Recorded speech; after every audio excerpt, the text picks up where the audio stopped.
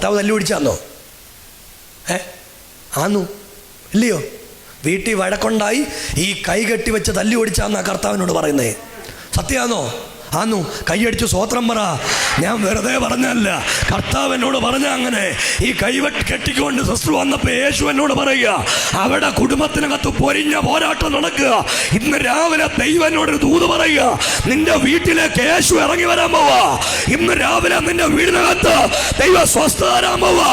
കൈയടിച്ചു വിളിക്ക, യേശുവെ എന്ന് വിളിക്കാൻ പറ്റുന്നവരോ അതരം തുറന്ന് നാവ് ചലിപ്പിച്ച് ഇന്ന് രാവിലെ ഒന്ന് വിളിച്ച് അവിടെ വീടിനകത്തുള്ള വഴക്ക് ഇന്ന് രാവിലെ അവസാനിക്കാൻ പോവാ.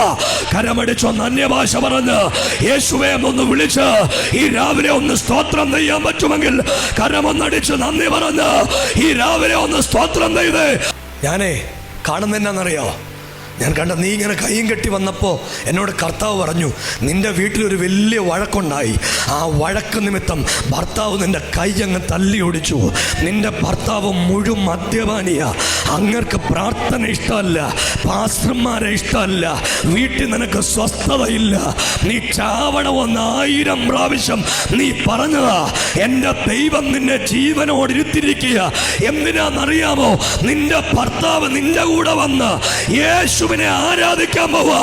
ഈ കരയുന്ന കരച്ചില് കാണുന്നവര് ഒന്ന് കൈയടിച്ചു യേശുവേ എന്നൊന്ന് വിളിക്കാൻ പറ്റുന്ന ആളുകളൊന്ന് യേശുവേ എന്ന് വിളിച്ചേ. കുടിയാ? അതെ. ആന്നു. വഴക്കുണ്ടായി തല്ലി ഒടിച്ച് കയ്യ. അതെ. അതെ. നിന്റെ ഈ കൊച്ചുണ്ടല്ലോ, അവൾക്ക് ബുദ്ധിക്ക് കുറവുണ്ട്. ഇന്ന് രാവിലെ ഒരു അത്ഭുതം നടക്കും. ഇവിടെ മേൽ ബുദ്ധി ഉണ്ടാകും. ഇവിടെ ഒരു വൈദേശിക രാജ്യം വരെ പോകും. ഇവിടെ ദൈവം ആദരിക്കും. നിന്റെ മകൻ സുവിശേഷകനാകും. നിന്റെ ഭർത്താവ് യേശുവിനെ വിളിക്കും. ഇപ്പൊ എങ്ങാണ്ട് പോയല്ലോ. എവിടെ പോയി? ഇറങ്ങിപ്പോയി.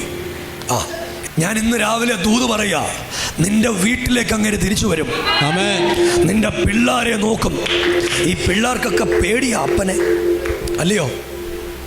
പേടിയാ. ആ, വീട്ടിൽ അടിനാശവും വെള്ളപ്പൊക്കവാ. സമാധാനമില്ല.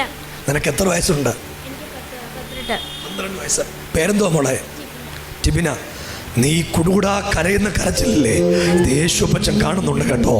സഭയൊന്ന് വിളിക്കാൻ പറ്റുമെങ്കിൽ എല്ലാവരും കൂടെ അതരമൊന്ന് തുറന്നിന്ന് രാവിലെ വിളിച്ച് ഈ വീട്ടിലേക്ക് ഇന്ന് രാവിലെ ഒരു ദൈവശക്തി വ്യാപരിക്കട്ടെ. പ്രാർത്ഥിക്കാൻ പറ്റുന്ന ആളുകളൊന്ന് പ്രാർത്ഥിച്ച് യേശുവിന്റെ ശക്തി ഒന്ന് വ്യാപരിക്കട്ടെ. നീ ഒത്തിരി പ്രാവശ്യം മരിക്കണമെന്ന് ആഗ്രഹിച്ചോളാം. സത്യല്ലേ? ഉണ്ട്. നീ എന്താ മരിക്കാത്തെന്നറിയാം? നിന്റെ കുഞ്ഞുങ്ങളുള്ളതുകൊണ്ടാ നീ മരിക്കാത്ത. നീ എപ്പോഴും പറയും, ദൈവമേ ഈ കുഞ്ഞുങ്ങളുള്ളതുകൊണ്ട്. മക്കളെ, യേശു നിന്റെ കൂടെ ഉണ്ട് കേട്ടോ. ഇന്ന് രാവിലെ ഞാൻ പറയുക, നിന്റെ വീട്ടിൽ ദൈവം ഇറങ്ങി വരുന്നുണ്ട്. എന്നോട് ദൈവം പറയുക, നിന്റെ വീട്ടിലേക്ക് ഒരു അത്ഭുതം വ്യാപരിക്കാൻ പോവാ. എല്ലാവരും കൂടെ ഒന്ന് കൈയടിച്ചു വിളിക്കാൻ പറ്റുന്ന എല്ലാവരും കൂടെ ഒന്ന് വിളിച്ച് ടൈറ്റസ് എന്ന് പറയുന്ന മകനെ ദൈവം ഇന്ന് രാവിലെ തിരിച്ചു കൊണ്ടുവരാ. എന്നോട് പരിശുദ്ധാത്മാവ് ഇന്ന് രാവിലെ ഒരു വാക്കായിട്ട് പറയുന്നത്, നിങ്ങളുടെ വീടിനകത്ത് സ്വസ്ഥതയില്ലാത്ത ഈ അനുഭവം ഇന്ന് രാവിലെ ദൈവത്തിൻ്റെ പരിശുദ്ധാത്മാവ് എടുത്ത് മാറ്റിക്കളയും. നിങ്ങൾക്ക് ദൈവം ഒരു സ്വസ്ഥത തരും.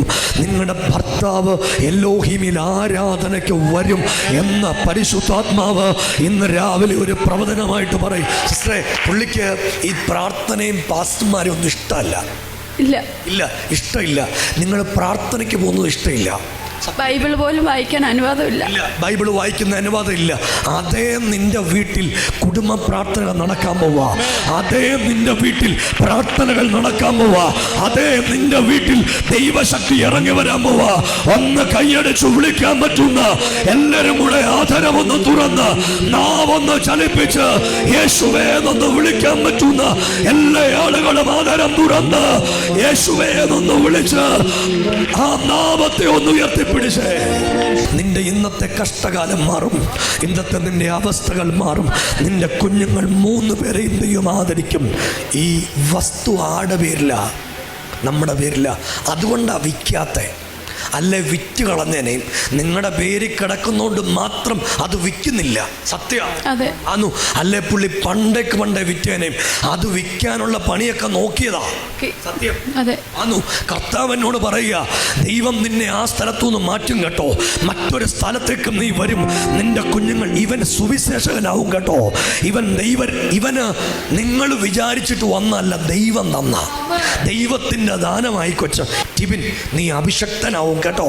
എന്നെ പോലെ ബൈബിൾ എടുത്തുകൊണ്ട് നീ ദൈവത്തിൻ്റെ നാമത്തെ ഉയർത്തുന്നവനായിട്ട് മാറും എന്ന് പരിശുദ്ധാത്മാവ് എന്നോട് ഇന്ന് രാവിലെ ദൂതായിട്ട് പറയുക.